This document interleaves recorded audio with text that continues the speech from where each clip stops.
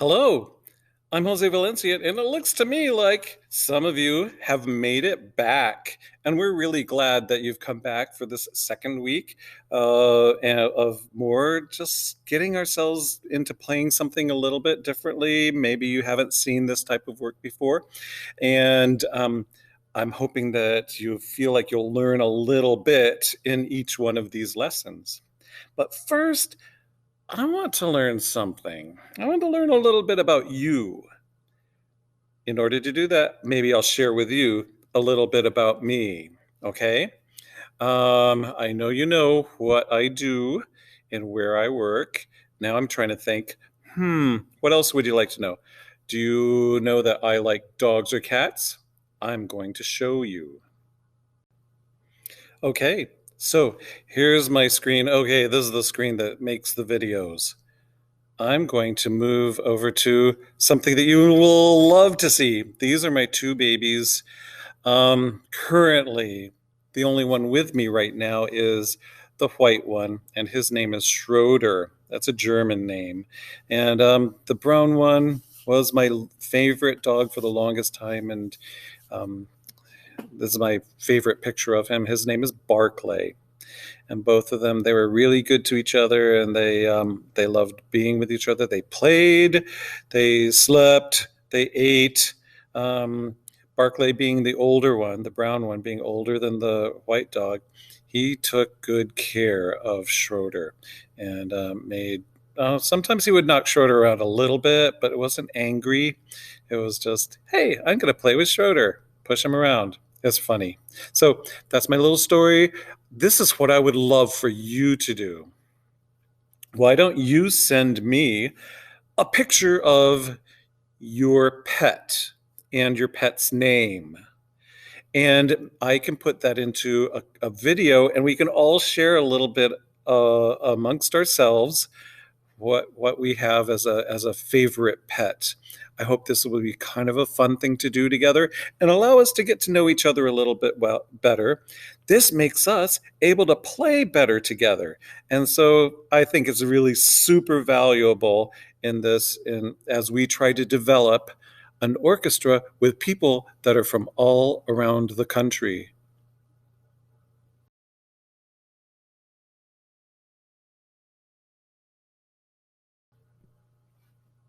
Okay, hey, so now we're gonna move into a little bit of the music that we've got going on for this group. This is what I'd love for you to see. I'd love for you to see, if you take a look at the line that says number 2, the Roman numeral 2, or that's second violin, or the viola line. You can see if we're in the meter of 4/4, and I don't know if you remember 4 on top and 4 on the bottom. Do you know what the top 4 means?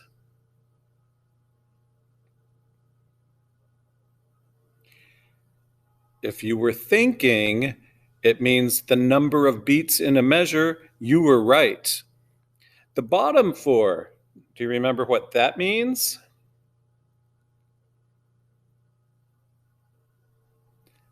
The bottom 4 signifies the type of note that gets the beat.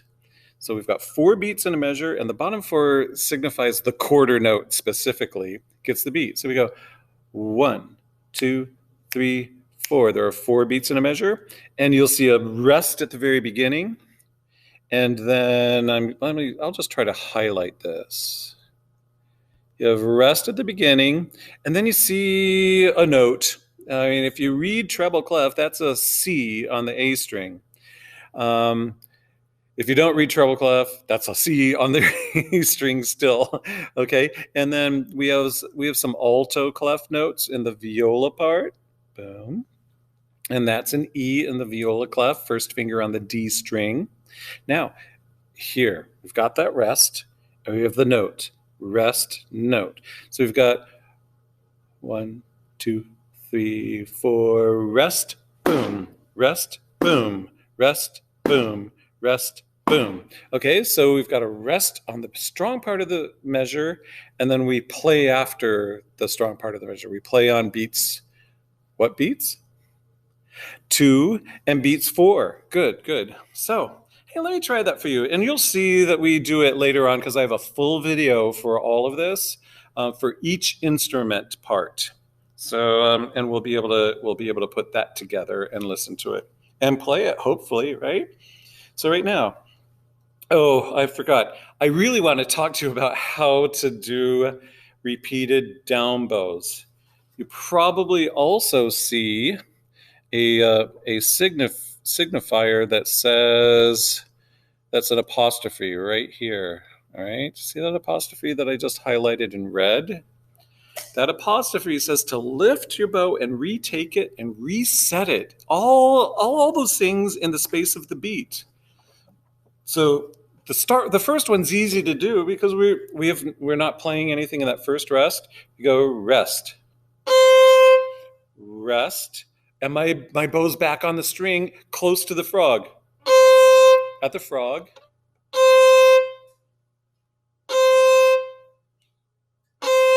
And by going to the frog, we have a really good attack at the very beginning of the note. It sounds like really solid and sounds like it has a consonant in front of it. We go, right?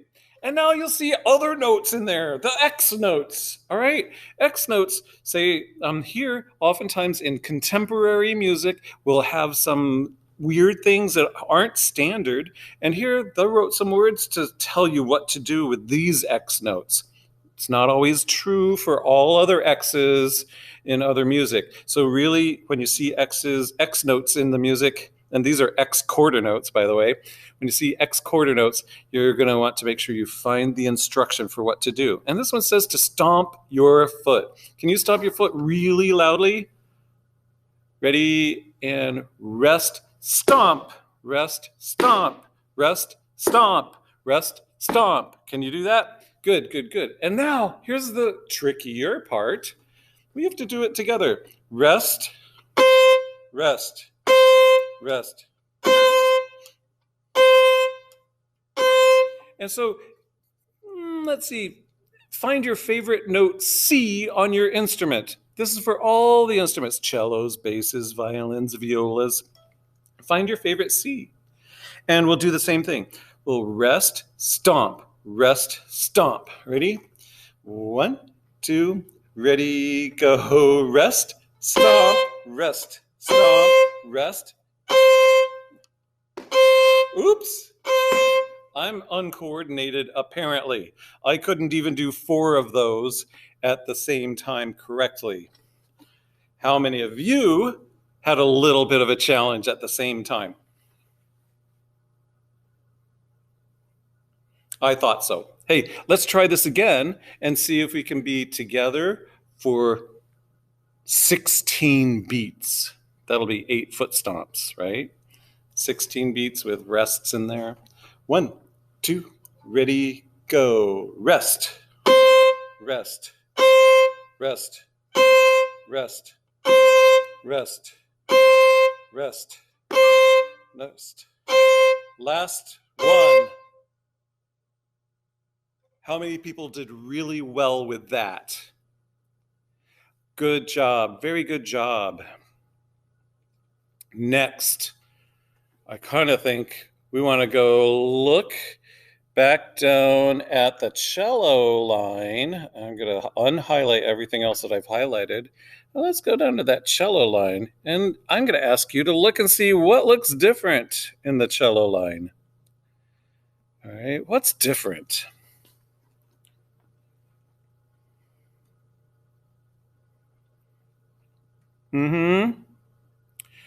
Right. We play first and then we stomp. Which instruments play first and then stomp? It's the cello and the bass, right? Cello and string bass. And there's a reason for it. They're low and they're really great for starting us all out. All right, so we need to hear the bass and the cello. If you're a bass or cello player, we need you to be super strong on that first note. Let's try that together. And we still can use the note C for 16 beats. So we're going to play like this. Let me demonstrate. 1, 2, 3, 4. Stomp, stomp, stomp, stomp, stomp, stomp, stomp, stomp. Okay, so that has a different coordination issue. Okay, so we have to kind of work on that as well. Why don't you try it for about 10 seconds on your own right now? 1, 2, ready, go, play, stomp.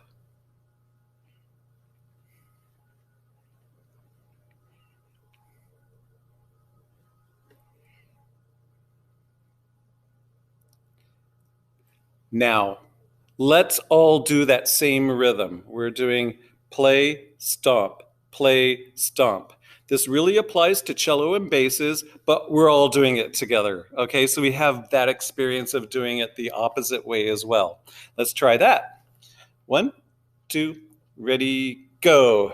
Stomp, stomp, stomp, stomp, stomp, stomp, stomp, stomp, stomp.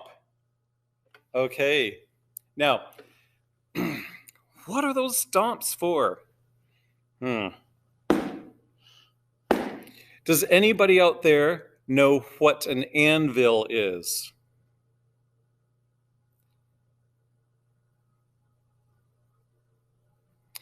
Okay, you might be right. What occupation uses an anvil? And what material is being worked with on an anvil?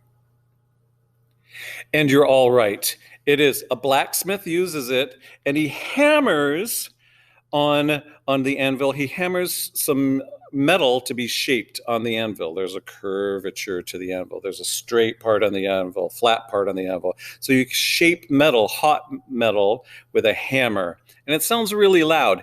And it represents just continual work. And so we're talking about Il Trovatore, an opera, and there's this big march going on about workers, and so this anvil clanging is really metallic, and the closest we can do it with our stringed instruments is to stomp our foot really hard on the floor. So that's what the foot stomps are for. And I hope you can kind of appreciate that and bring that all together, all right? So that is the premise of what we're learning today. We're learning how to coordinate how we play and to read this interesting new thing, the X notes, and figure out how to really do it when we're playing and stomping at the same time, and how to figure out when we're playing and stomping on opposite beats. And now I have left for you videos of each of the parts: violin 1, violin 2, viola, cello, and bass. And I hope that you enjoy that. For today's work, we are going to refer to just the end measures 19 through 33. What do I need to show you now? Just really briefly, as you look at your music, I'm going to highlight something different. I'm going to pick a different color. What's your favorite color? I think it's going to be purple today. All right. Well, it's mine. It's mine right now. Okay. I'm going to circle this thing right here. Do you see those two dots there at the beginning of this line? And I want to actually show you the dots at the end. Oops. Okay. So that's not working. There we go. All right. Good, good, good. The end of the song, we go into a first ending. And I'm going to actually say we are not going to do the ritardando because it's really hard to do in the virtual world right now. All right, and we're all in virtual worlds. We don't see each other right away. But you see this marking here, right? The purple marking there and there and there. Those double notes, those double dots, I'm so sorry, are what? Have any of you heard the words repeat sign. So we go from this repeat sign at the end of the first ending, and then we go back, and it's for you. It's probably on the same page. We go back and we find the beginning of our line, the opposite thing, and that's this symbol here that's highlighted in purple on this part. So that's measure, I think, oh, I'm so sorry. I might have said measure 19. We're going to start at measure 18, okay? Measure 18. So the repeat sign says, start at 18, go all the way through, and then when we get through that first ending, take that repeat, go back to 18 again and play it again. Right? It's for reinforcement of the message, okay? And they sing the same words again, okay? And then when we get down to the first ending the second time, we'll skip that because we've already played it once. We're going to not play this anymore. Boom, boom, right? And the second time, we're just going to jump to this other thing that looks like a second ending, a number 2, and then we're going to play all the way to the end. And you'll see that I added a couple things here. We're going to do 2 bows. We're going to do a down bow and an up bow. Can I show you what that looks like? Because I want you to do a down bow and an up bow and an arco rainbow like this. The last measure, 36, might look like this. 1. Arco rainbow. And that shows the audience that you really mean it. We have arrived at the end. So today, we're basically learning the end of the Anvil Chorus. And then in later weeks, we're going to learn the beginning parts, okay? I hope you enjoyed this so far, and then I look forward to hearing from each and every one of you. I want you to send me, or send to the Linda Luebke String Festival. Do it this way. Could you send it with the words Intermediate Orchestra, my puppy or my cat or my bird or my snake or my lizard, whatever, or my horse? There are all sorts of different animals that I'm sure that you all have out there. So send me a picture of your favorite pet and their name, okay? I look forward to seeing your pets. And then, therefore, I can sort of kind of get to know you a little bit better. Take care.